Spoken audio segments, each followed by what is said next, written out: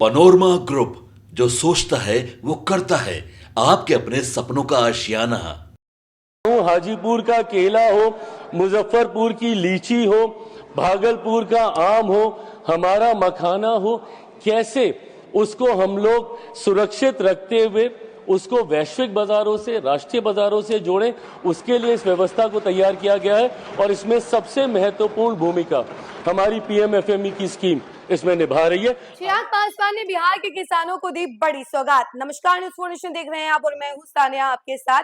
LJPR प्रमुख चिराग पासवान ने कहा है कि अब बिहार के किसानों के लिए एक बड़ी खुशखबरी है, क्योंकि बिहार के किसानों को अब एक मौका मिलने वाला है, उनको एक पहचान मिलेगी। क्योंकि जहां जहां जो चीजें सबसे ज्यादा फेमस है, अगर फ्रूट्स की बात की जाए तो जैसे कि भागलपुर का आम बहुत ज्यादा फेमस है, मुजफ्फरपुर की लीची बहुत ज्यादा फेमस है, हाजीपुर का केला बहुत ज्यादा फेमस है, तो इन सभी फ्रूट्स को जो जहां का फेमस होता है, उन सभी फ्रूट्स को इंटरनेशनल लेवल पे प्रेजेंट करेंगे, जिसकी वजह से किसानों को भी पहचान मिलेगी, बिहार के किसानों को आगे बढ़ने का मौका मिलेगा और एक तरीके से बिहार को एक अलग पहचान मिलेगी, क्योंकि बिहार के सारे फ्रूट्स जो होंगे वो इंटरनेशनल लेवल पे प्रेजेंट होंगे। और ये सारी बातें जो है चिराग पासवान ने जो शीतकालीन सत्र चल रहा है अभी उसमें कही है। और आपको बता दें कि राज्यसभा का ये शीतकालीन सत्र चल रहा है, उस दौरान उन्होंने सारी बातें कही। और क्या कुछ कह रहे हैं चिराग पासवान, उनके तमाम बयानों के साथ हम आपको छोड़े जाते हैं, जरा सुनिए कि वो क्या कुछ कह रहे हैं। आने वाले छोटे छोटे गरीब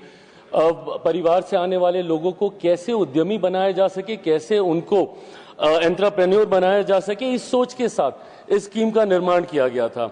ऐसे में पोस्ट हार्वेस्ट लॉसेस को किस तरीके से नियंत्रित किया जा सके, ऐसे में किस तरीके से उत्पादन की शेल्फ लाइफ को, उसकी गुणवत्ता को और बढ़ाया जा सके, इन तमाम चीजों को मिलाकर इस योजना को स्थापित किया गया है।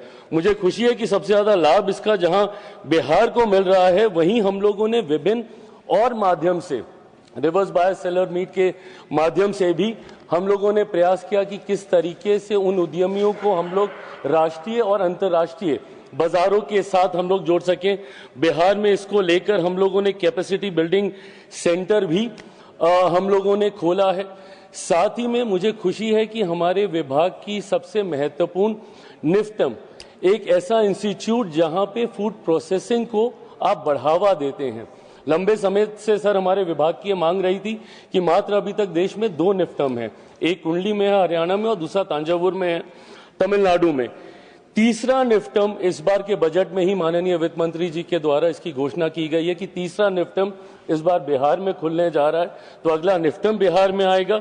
साथ ही में हम लोगों ने मखाना बोर्ड का जिक्र किया, सबसे ज्यादा उत्पादन मखाना का बिहार से ही होता है। तो ऐसे में इस बात को सुनिश्चित किया जा रहा है सर कि किसी भी तरीके से बिहार ही नहीं, देश भर में जो भी छोटे उद्योग इसके साथ जुड़े हुए हैं उनको किसी तरीके का कोई नुकसान। मैं इसी व्यवस्था का मैं जिक्र कर रहा हूं।